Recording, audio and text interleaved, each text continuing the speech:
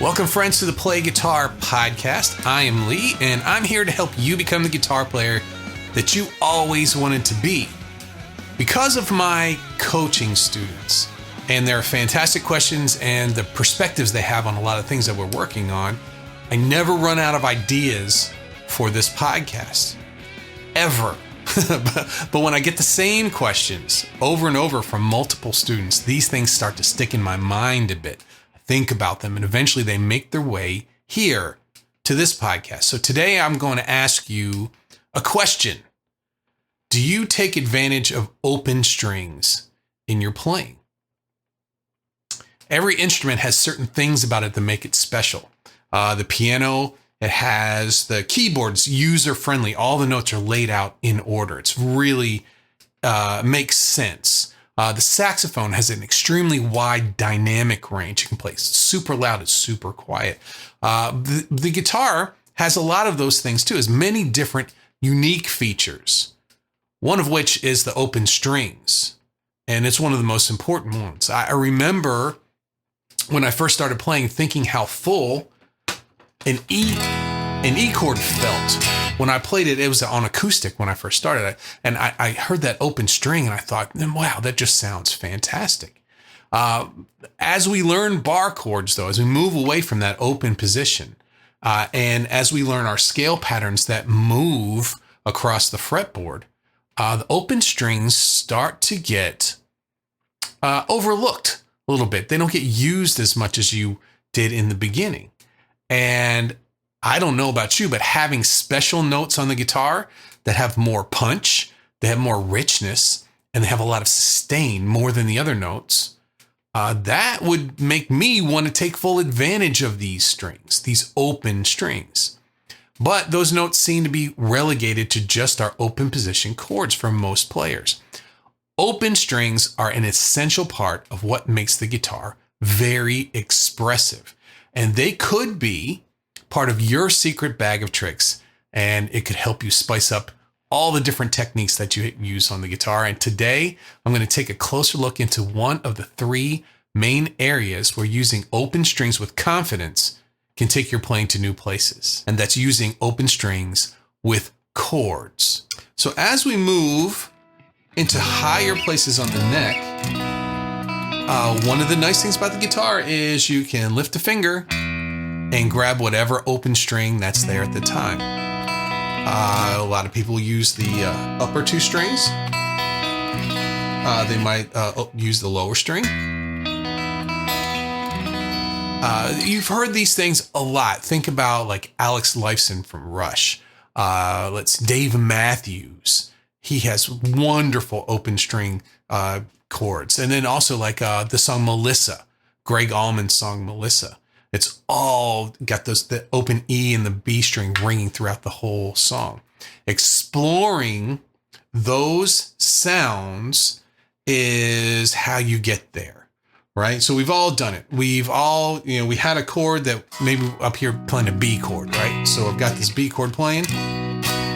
You go, what would it sound like if I didn't put this bar down, right?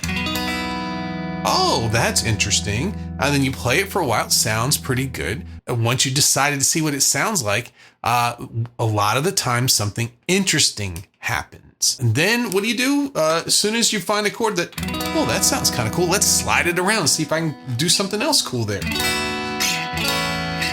Well, those are pretty nice too, right? It all sounds good with no effort. You just took a chord, lifted a finger, and slid it around a little bit.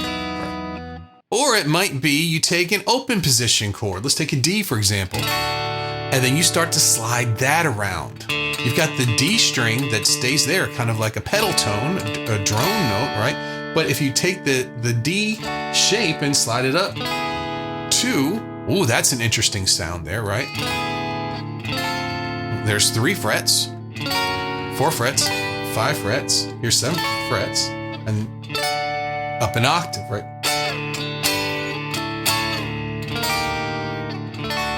Yeah, so different frets that have more tension in one place than the other. Some of them sound pretty, some of them, but they all have something in common. They have those open strings ringing. That one had the D string ringing. I love chords like this.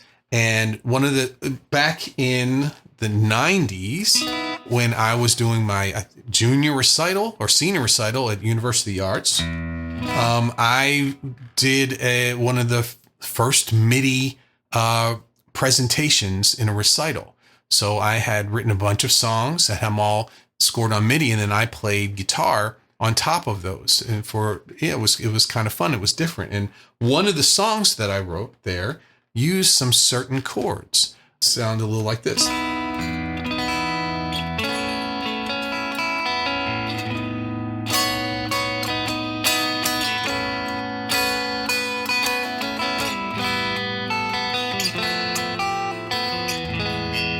And then it went,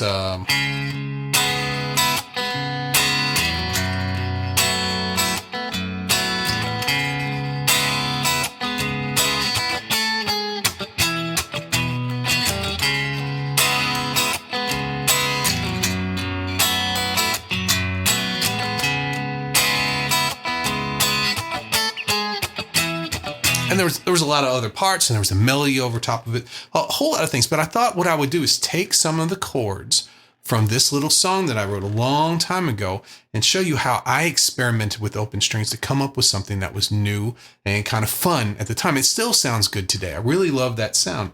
And so the chords that we're going to look at today, and if you see the video, I will have somewhere, will pop up, maybe the whole screen. I'll have some chord boxes for you if you want to try these out. But we're going to do the E major 7th with no third. We're going to do an A add 9. We're going to do a C sharp minor 7 and then an F sharp minor 11. And I took the 5th out of that one too. But let's just start with this E major 7th chord. And so what we're going to do is we're going to put 2 fingers down in a diagonal line on the D string and G string. So up on the G string, we're on the 8th fret. And on the D string, we're at the 9th fret. And that is a D sharp and then a B. Those are 2 notes there. Now I told you it was an E major 7th chord. So the D sharp, that will be the major 7th. And then the B, that's the 5th. So what I did was when I played those, I let the open B and open E string ring. And then sometimes I would play the low E, skipping the A string. And I thought that was a really cool sounding chord. I thought it was, and it freed my 3rd finger and 4th finger to do some other notes onto some extensions on top of that chord. But here's the basic chord. And so we have an E, we have a B, our D sharp, a B, and an E. Major 7th chord all the way, right? But in this song, what I did was I took this chord, this little shape, and I lowered it 2 frets. I thought, oh, that sounds great, right? Experimenting, just taking a shape and moving it around a little bit. So now I have the same shape, the little diagonal line there. Now I'm on the 6th fret and the 7th fret. So 6th fret on the G string and then 7th fret on the D string. So that gives me a C sharp and an A. So my ear heard, well, that sounds like the first one was an E major 7th chord. The second one, an A chord would sound great. That'd be the 4 chord, right? So we got this. These 2 notes here, I threw in an open A here. So far that's the root, the 5th, and the major 3rd. But when I strum all the way across, just like the other chord where I have an open B string and an open E string, now that B note there in an A chord, that's an add 9 sound, right? So we have all the notes we need for an A triad, but we threw in the B. So there's an A add 9 sound, and it's a really pretty chord too. So those 2 together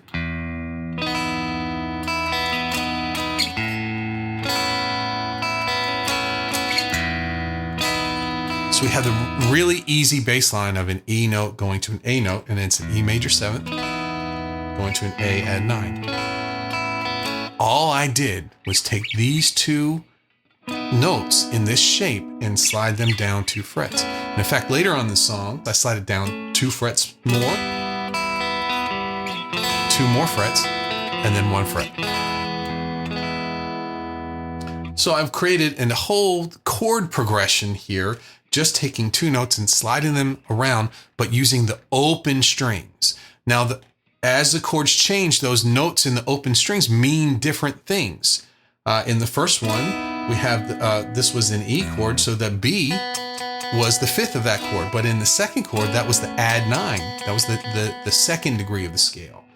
So even though we have these jangly ringing strings, it makes all of the chords seem like they belong together, and they create different harmonies as the chords change underneath them.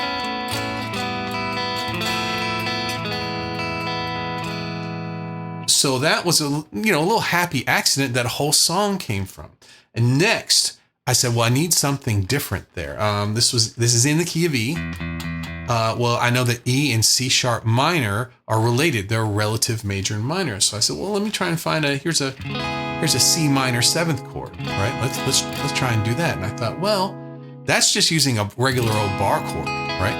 Why don't I try to open up those same strings, the E and the B string, and see what they sound like over C sharp minor chord. So I got rid of my top two notes and came up with this.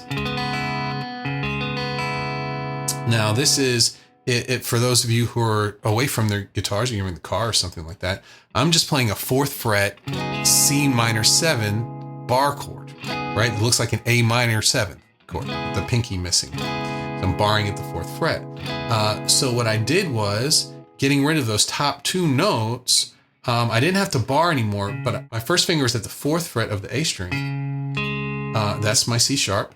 And then my pinky is at the 6th fret of the D string. That's my G sharp. So there's my root and my 5th. And then my middle finger is on the 4th fret of the G string. So that is my B note. So that's the dominant, that's the 7th, the flat 7th. And then I get my open B. That's a double of the note that I just played. So we have two kind of unison notes right next to each other. And then the last one is the high E note.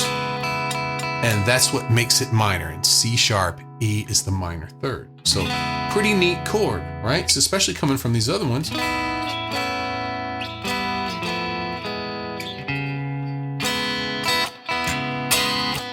And it's easy to make a little rhythm out of this.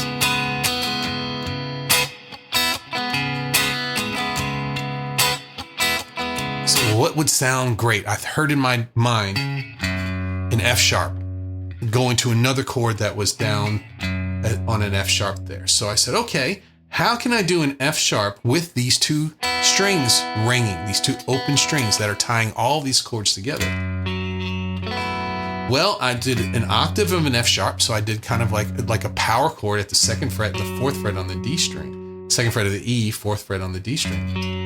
And then I put my 2nd finger on the 2nd fret of the G string. I put an A in there. So there's my F sharp to A. There's my minor 3rd to my root to minor 3rd. So right there, I have my minor sound that I'm looking for. But when I add the other two notes in, so how about that? Now we've got a B note in there. Okay, so there's the 11th. In F sharp, B is the 4th degree of the scale. As we go up, we call that the 11th. And then on the upper part, the E, that is our flat 7th in that chord. So it's an F sharp minor 11. The only note that's missing in that chord is the 5th. And as you know, you've heard me say it probably a ton of times, when you play chords, the first note you can get rid of is the 5th. The root or the 5th. If you've got someone else playing the root goes first. But the 5th is the second most expendable note in a chord. Those two chords together.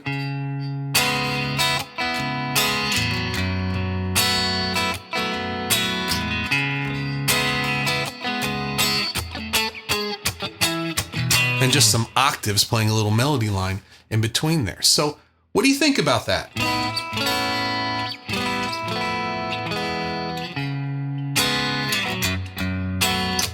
A whole bunch of chords, a really cool chord progression, and it's all tied together. Everything sounds like it has that kind of open, airy, kind of dreamy sound It's got kind of drone notes going through it, and then all the chords are tied together. I just made a decision that I'm going to use the open B string and the open E string and see what those notes would mean to different chords. So you might be saying, okay, Lee, that's fine. You're doing that. But what about me? When I sit down on the guitar, those things don't happen. Well, here's how I would like for you to practice this if this is something that sounds like a lot of fun to you.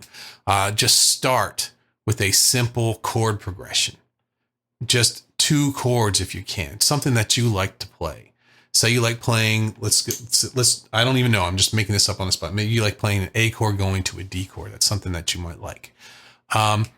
Play those 2 chords, preferably up away from the nut, so you're up in bar chord territory, and see if you can identify where you could let some open strings ring for those chords. So I'm going to play an A chord here, right? So maybe we'll do the same thing. We'll do the high E and the B string.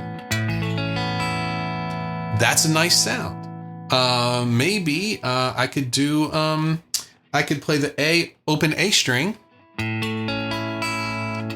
and only fret 3 of the notes. So fret the fifth string on the B, 6th string on the G, and 7th string on the D, and have my open high E and also my open A string there. It's a whole different sound.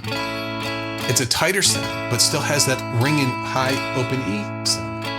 Say you're going to a D chord. Well, the D chord up here at the 5th fret is an A bar shape, right? So what if I played this A bar shape, but had the open E? So that would be like D, the E is the 9th in D. So it'd be like a D add 9. Or maybe I'll do something like a G shaped D. To give it a little different flavor with the 3rd in the bass. So I'm taking basic shapes that I know how to play, and I'm saying, well, we've got this open E, we've got this open B chord, and so you say, okay, well, that's cool, I like that, but all the songs would have open E's and open B's and those things. Well, for standard tuning, of course, but if say you play an open tuning, or even better yet, you could do this with the capo. Say you had a chord. I don't have a capo with me right here, but say you had the same chord, the A chord. What would happen if you had a capo at the 2nd fret? So if you use those same 2, high E and B string, that would be a C sharp, and that would be an F sharp. So in the key of A, there we go. I'm having to use 2 hands.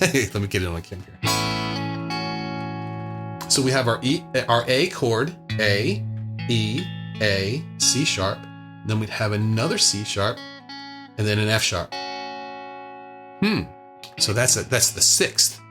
It's like it's like it's cool stuff, right? So there's a lot of different ways that you can try this, but start playing around with the chords.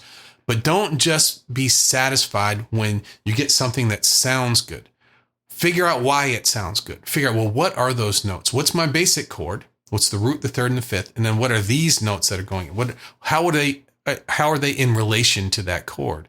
And that's something that you could use to your advantage later on in the future. And then, of course, when you found some things that sound good to you, slide them around. Try them in different places, like I did. Slide them down 2 frets or up 2 frets and see what those open strings now mean to those new shapes that they're sliding around.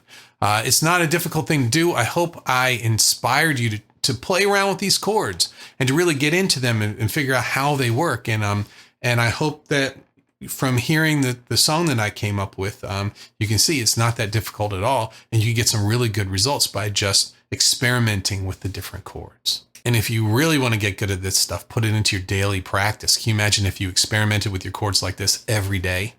What would happen in a month or 2 months? Your rhythm guitar playing would go through the roof. Good stuff.